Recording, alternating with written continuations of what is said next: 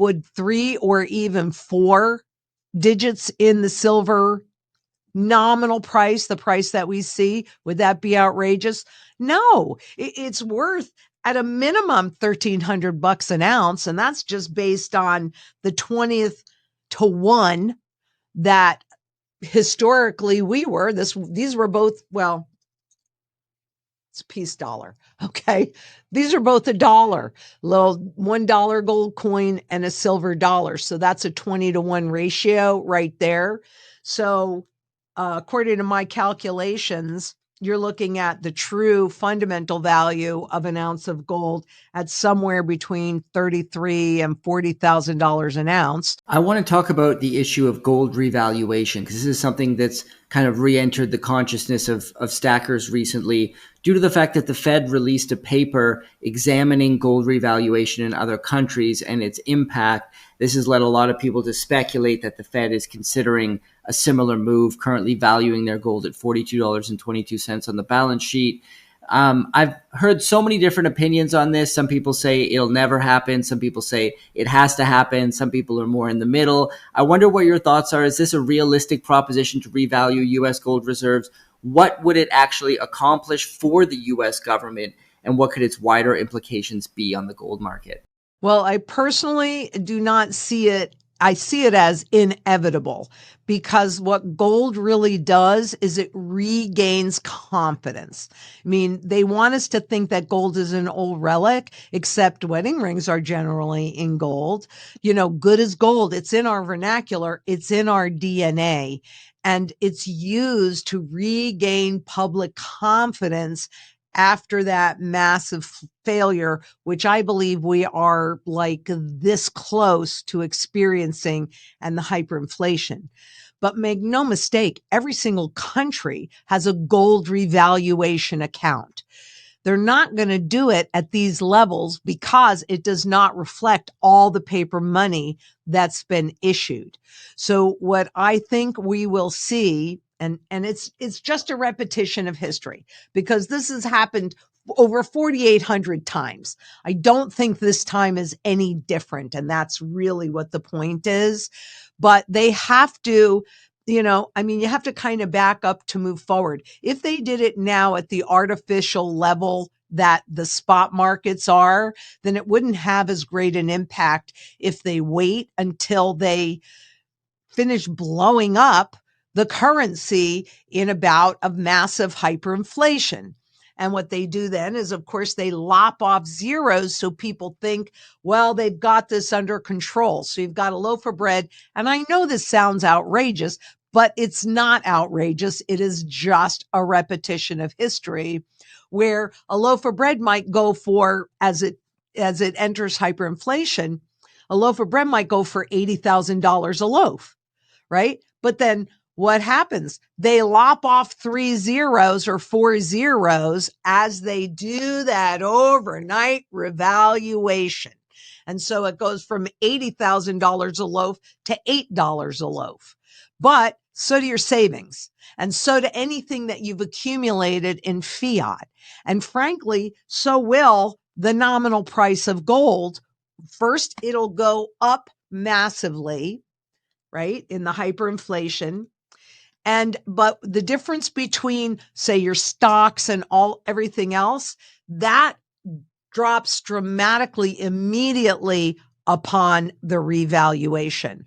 Whereas gold, it's on average, so I can't guarantee this, but on average will stay up at that level for about 9 months before it too gets revalued, but then it instantly begins to climb again in terms of that new currency.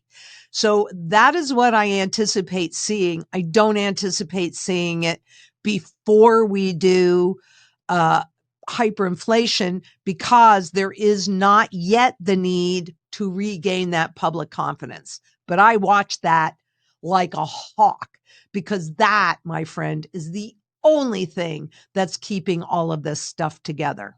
Well, speaking of trying to keep things together, the Genius Act, stablecoins, these are two things that you mentioned before we hit record today that you've been watching very closely.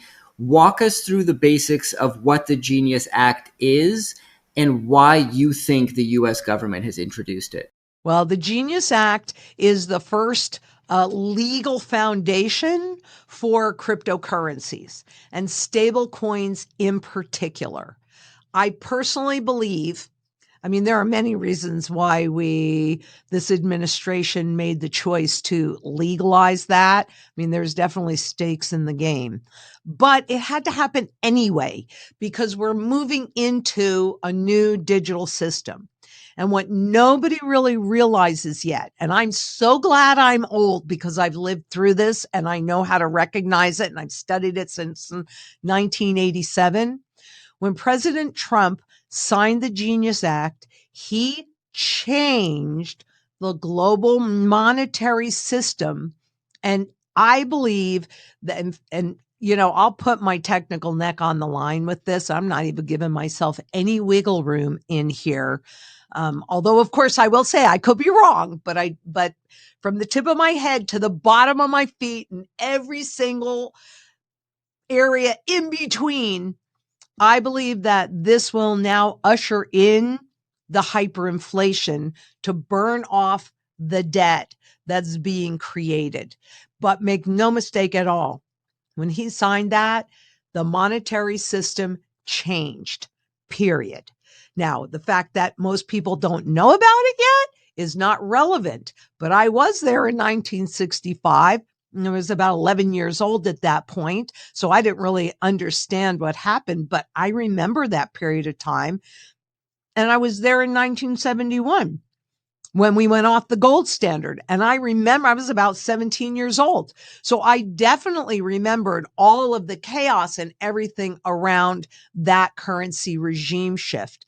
And there is not one doubt in my mind that we just experienced that a couple of weeks ago or 3 weeks ago, whenever he did that, the beginning of this month. And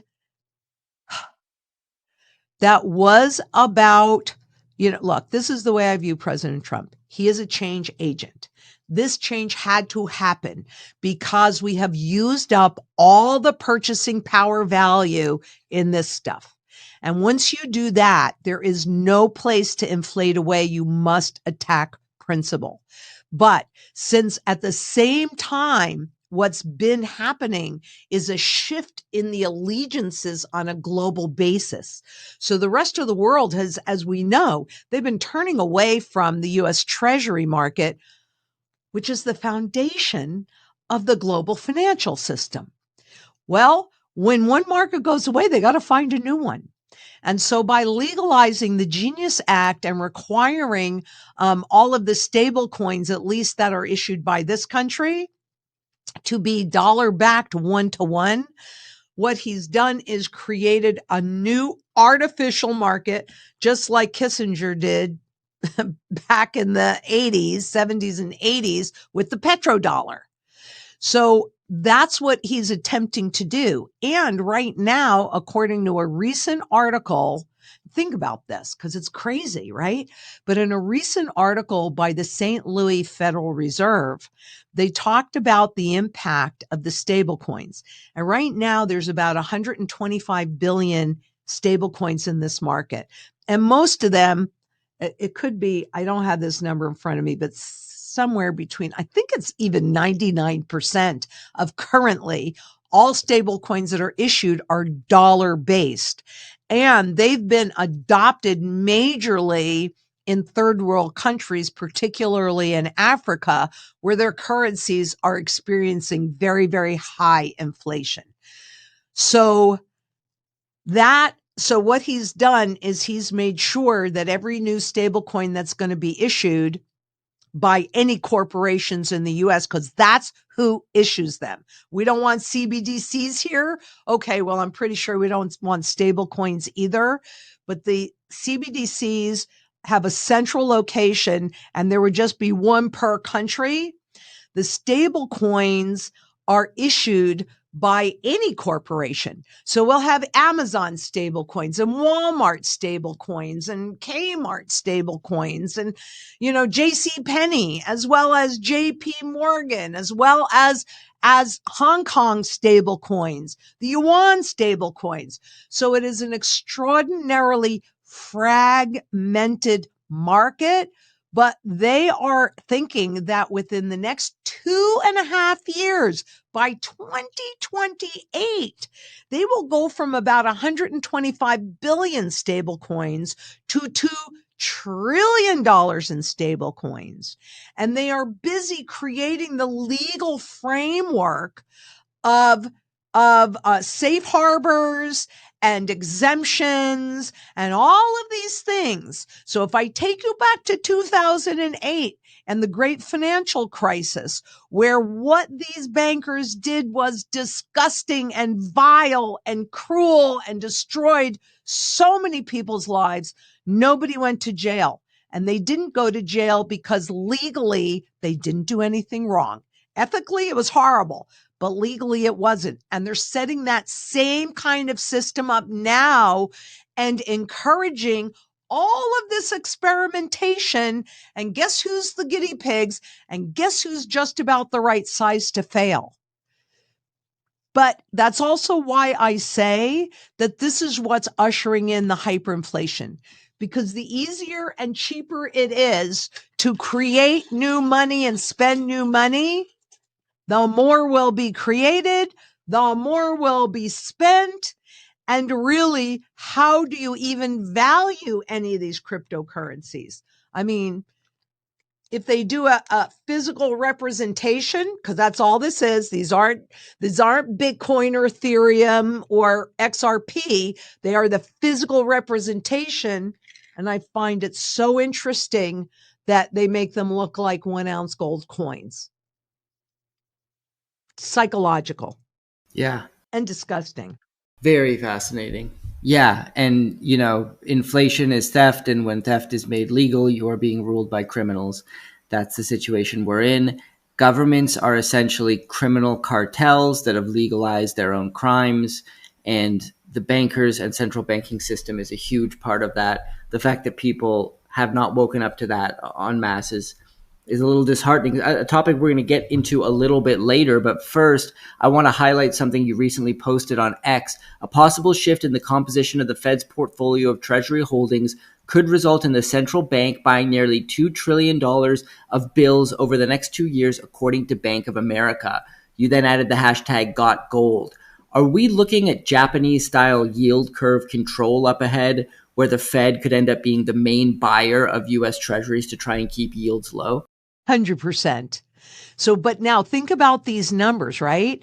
If you've got 2 trillion coming in through stablecoin issuance and the Fed doing an about face onto their balance sheet of 2 trillion, that pretty much covers all that new debt that comes out in that big, beautiful bill, isn't it? Doesn't it?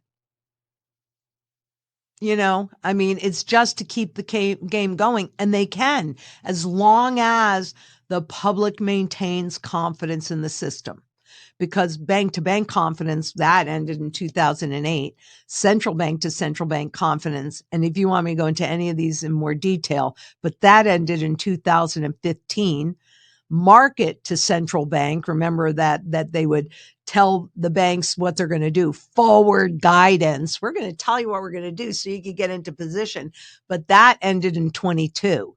So there's only one layer of confidence that's left in this system, and that's the public still hoping beyond hope that this can regain some of its value. That's hopium. That is not a good plan.